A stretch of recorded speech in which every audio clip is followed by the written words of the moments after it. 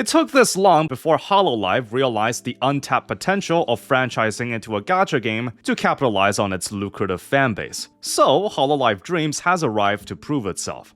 Releasing as a fairly meaty game with VTubers from multiple generations merging into one, this game is the company's next big multimedia project. Without a doubt, having some of the most valuable online personalities bringing their fans into it, this game is all but guaranteed to be extremely popular. However, as someone that critiques gacha games for some reason, I want to see if Hololive is able to prove themselves by making a fairly decent game that's both creatively fulfilling and player-friendly. Or has it gone to the deep end by attempting to fleece its players for every penny they got? So after playing Hololive Dreams for a week, let's find out if it's any good. For starters, I'm not exactly an expert on VTubers.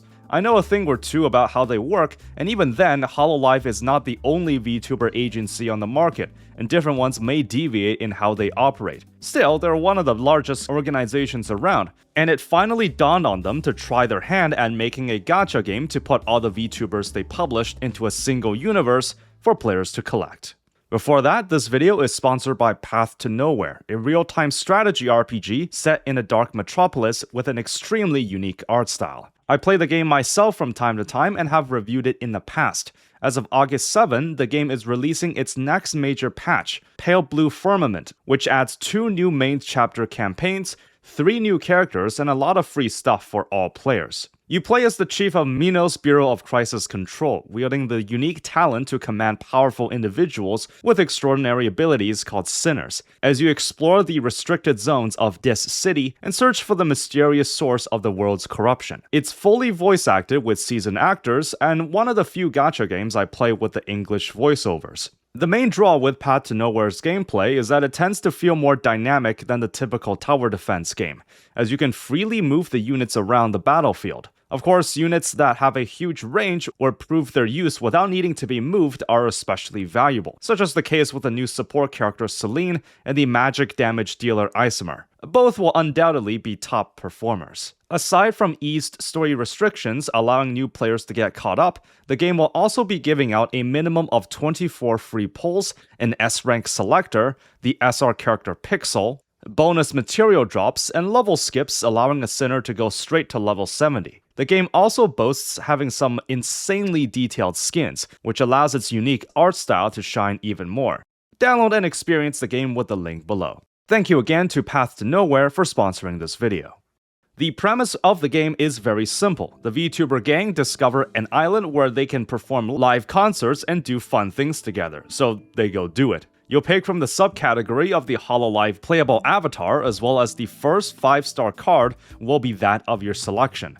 There's a re-rollable banner if you want to try getting the perfect start, but to be honest, in a game like this, the cards are more or less vanity in order for you to collect your favorites and be done. The main storyline will have you follow the group as they build sites in order to host these fun mini-games for you to try. The most important feature is the central stage area, where you will play the actual rhythm game portion. The game is not voice acted, with the characters only saying some generic stuff like, "yes" or "I see," to represent the dialogue. To be honest, I'd be extremely impressed if it was voice acted somehow.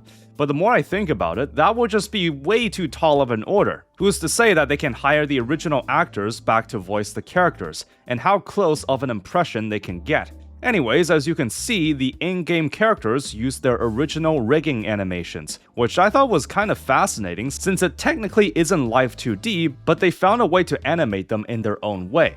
Sure, the VTubers shown may not be active anymore, but they still own the rigging to their sprites. Now that's some efficient asset reuse. Something to note is that if you're expecting some grand storyline featuring these virtual idols, then you're looking in the wrong place. These online personalities, especially ones that are no longer active, have reputations to keep outside the game. At most, they'll quarrel about small things and make up in the end. And anything happening within the game will be light banter between your favorite VTubers. I think it's to Hololive's best interest to sanitize anything involving story content in the game to make it as lighthearted and uncontroversial as they can. I cannot see a scenario where creating significant conflict between two characters is a good idea, even if it's for the sake of storytelling for the game. I also can't see a scenario where they come up with new lore or backstories for any of the characters. I don't exactly follow VTuber lore, but I imagine they mainly have a core personality to play off of. Even if they have backstories, I doubt a mobile game like this hopes to expand it. You're playing this because you like one or more of the VTubers in the game and want to collect their cards, and see an environment where the entirety of the cast can come together to have some casual fun. What I am curious about is what would happen to the characters in the game if their respective VTuber gets into a situation where they're dismissed from the company in a dishonorable way. As you know, there have been a few instances of this happening before, where the VTubers associating trademarks are quietly taken offline after some mischievous things have occurred behind the scenes. And having a gacha game surrounding these online personalities can be a bit risky in that regard. I mean, you can't exactly remove said characters from the game if people have pulled or invested money into them. But it leaves an interesting dilemma for sure. The gameplay was a lot more simple than I expected, considering I've seen a handful of these mobile rhythm games at this point. I hope I don't have to explain the fundamentals of rhythm games. In a nutshell, there's a judgment line where you tap the notes as they overlap with it. An accurate tap gets you a perfect, a less accurate one, a great, then good, then a miss. There's hold notes where you have to hold on the screen instead, and the flick notes where it displays you swipe up, but you can also just swipe down too. Now, due to how the charts can get creative where the hold notes curve left and right, and some note placements being more unconventional on the harder charts, it's highly recommended that you play this on a mobile device. A Steam version of the game does exist, but I personally recommend against that. The key bindings have no way of adjusting the fine motions of the notes, and might just end up confusing you. The thing about these mobile rhythm games is that they utilize the fact that the game is on a touchscreen device to invent some really cool ways they can be played. It basically mirrors how Bang Dream is played, and if you look up most high-end players, most of them will use a tablet for these games. Some people do use phones, but the screen is small enough that it might hurt your eyes. When you complete a stage, you are then graded on two fronts: your combo score and overall score. Combo score is how many notes you hit accurately. This is fully dependent on player skill, so if you hit all the notes, you get a full combo. If you did it while landing perfects on everything, you get an all perfect. These are basic rhythm game terminologies, and achieving these will get you one-time rewards for each song on each difficulty. The other score is dependent on your roster of units you brought in. This is the part where the gacha system comes in. How highly your units are leveled and how well they align with the requirements of the stage will generally determine your score. If you played well, you'll also naturally get a higher score here too. However, just know that these games still have to make money from you pulling on the gacha and selling booster packs. So even if you're the most skilled player in the world but came in with all level 1s, you're still gonna get a low score here. However, the beauty about gacha rhythm games is that the progression is more or less cosmetic. If you simply don't care about the gacha portion and just want to enjoy the rhythm game aspect, you can do that, since the game is already monetizing through the gacha. Most of its songs are immediately available, and even the ones that aren't unlocked can be done so as long as you progress further into the game. There's no bar or limit on which songs you can play. They all have 4 difficulty levels, and while every game has its own difficulty scale, this game seems to go up to 30. Although, since it's mostly intended for a more casual audience, the majority of songs won't be in the high 20s. Now, my own experience comes from playing PC-based rhythm games like DJ Max and Easy 2On, and the only other mobile rhythm game I've played is D4DJ, so some of the harder charts gave me trouble. How the difficulty scales in rhythm games can also be quite odd, as it's relatively smooth at first, but when you reach the highest tiers, it tends to ramp up, as weirder and more unconventional patterns start appearing in the charts. The place where I really started to sweat was difficulty 28, but you'd have to be insanely good at the game to go further than that. The thing about improving at a rhythm game is that it's not a linear process. The more you get to the hardest charts, the more you have to train to master it. I can only imagine a small portion of players will be able to do them, but I don't think that's what this game is trying to target. You are allowed to create and share your own charts with others, and I suspect this is where the hardcore players will start getting interested. Still, I can argue that if you're an enthusiast rhythm game player that wants to challenge yourself, then you can just play an actual rhythm game that targets the hardcore player base. There's an argument to be made that due to these gacha rhythm games revolving around a group of idols, then the songs have to be ones with vocals. While this isn't bad by itself, composing for rhythm games is generally done a bit differently than just normal songs. Skilled artists can mix up the beat signatures, create multiple melodies, or just shake up the style of the track to keep the level interesting. Pop songs, on the other hand, are meant to sound good, which is perfectly fine, just that they tend to be a bit more predictable when charted into a rhythm game level. The selection in Hololive Dreams are mostly originals, plus a handful of covers. Of course, what music you like is ultimately subjective, though the gacha model differs from traditional rhythm games where you have to pay a bit extra for additional song packs, but the song variety is more diverse. One aspect I do like is that the music videos for the tracks are unlocked immediately, but in a few other rhythm gachas, you have to unlock them separately. Multi-lives are also a thing, where you'll match with other players. Don't worry though, it's more of a co-op mode than competitive. You all pick a song, one is selected at random, and every player can choose what difficulty they want to tackle the song in. Your total score is the combined total of every player at the end, so even if one player just goes AFK, you'll still be fine. This is mainly a chance to showcase your cool cosmetics and maybe your skills at the game. There's also mini-games you can do on the island, though I'm curious to see how they plan on expanding the island itself. Since there's a limitation of physical space, I wonder if they'll just suddenly have more land float up from the sea if they ever want to expand it. There's more than one, but the first minigame is the jump rope. It has a single-player and multiplayer mode. The multiplayer one just has it so that as long as there's one player still jumping, then the other players will return to the game after a while. So again, the longer someone can stay on, the more score everyone gets. These systems are kinda tied into how you progress your account. Everything is pretty simple. You have two types of stamina, live and play stamina. Live stamina goes to 10, and when you're playing the rhythm game, you can choose to spend however many you want in your next attempt.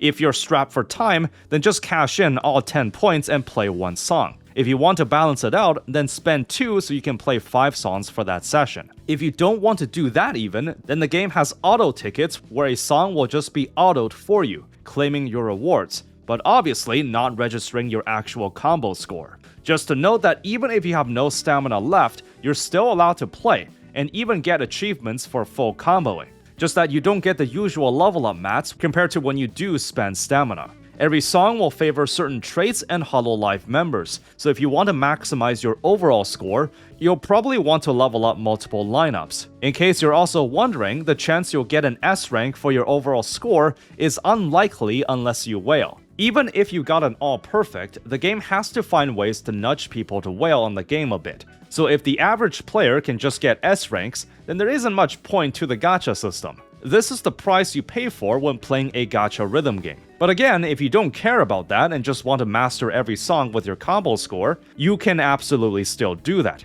and other players will still be impressed. Your rewards don't scale with the difficulty, so even if you nail the hardest chart in the game, you're not going to be getting any bonuses. Each Hololive member can be unlocked if you just do their quest somewhere on the island, where you can control them as a chibi avatar and select them as the leader for a lineup. They have different outfits and unique leader skills that will want a specific lineup of members, like those that belong in the same category as them.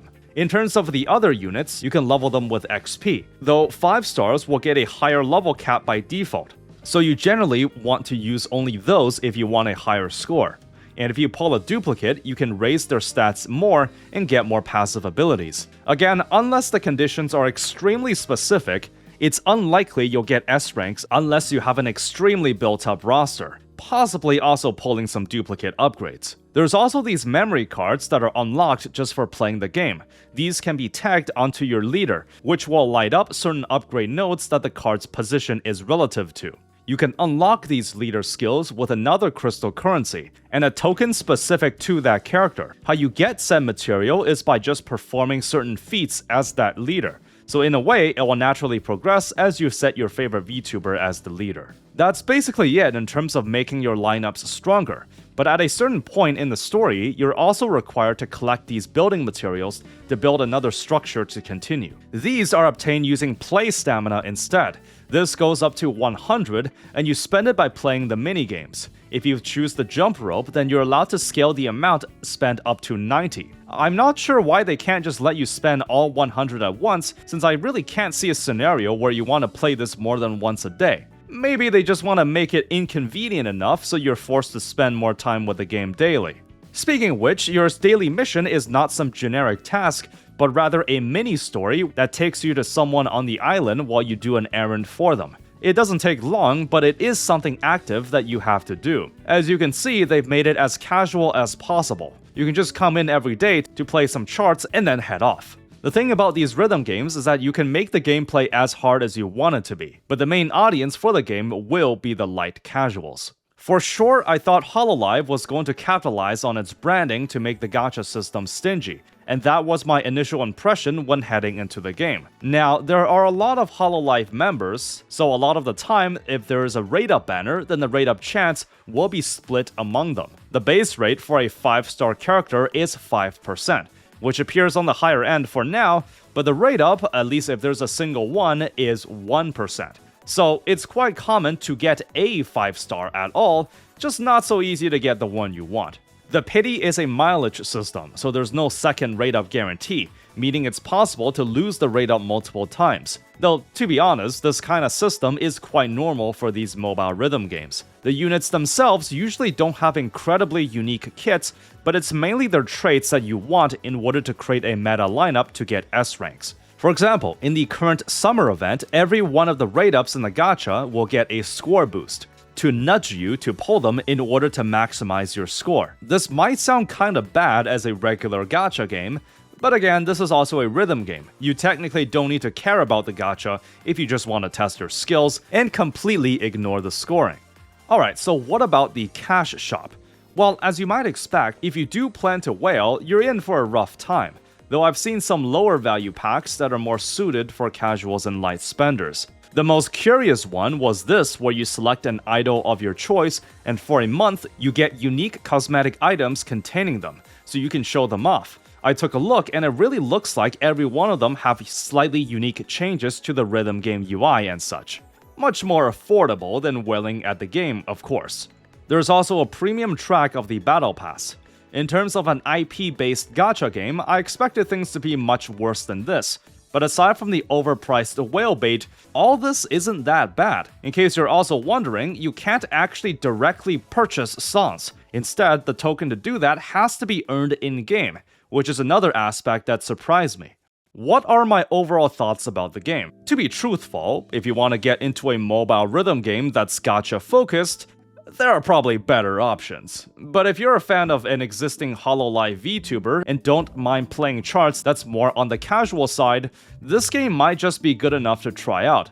I personally hold a bias towards IP-based gacha games since they use the emotional attachment of its fans to the property to push the monetization more aggressively. Due to the unique nature of gacha rhythm games, there's technically no gameplay that's locked behind paying for anything. Of course, since this is Hololive we're talking about, if you do plan to go all out for your favorite VTubers, then you're probably gonna be shelling out your wallet. Hololive Dreams, in my opinion, is a decent mobile rhythm gacha game that only lightly attempts to capitalize on the size of its IP. I fully expected things to be worse than what it is, but aside from not having the most diverse side activities, it's still functional as a rhythm game, just that it doesn't innovate at all from what's already there. Without a doubt, since the game doesn't need to spend that much effort on voicing these virtual avatars, this game will be fairly low maintenance for a company like Hololive, and will be garnering a dedicated fanbase that will continue to earn them a nice bit of profit on the side. But I haven't played every single gacha rhythm game yet, so maybe some other experiences can change my opinions. Anyways, if you want to see more gacha related content like this, subscribe to the channel. You can support for as little as $2 a month on Patreon. As always, thank you for watching, be sure to spend moderately, and have fun out there.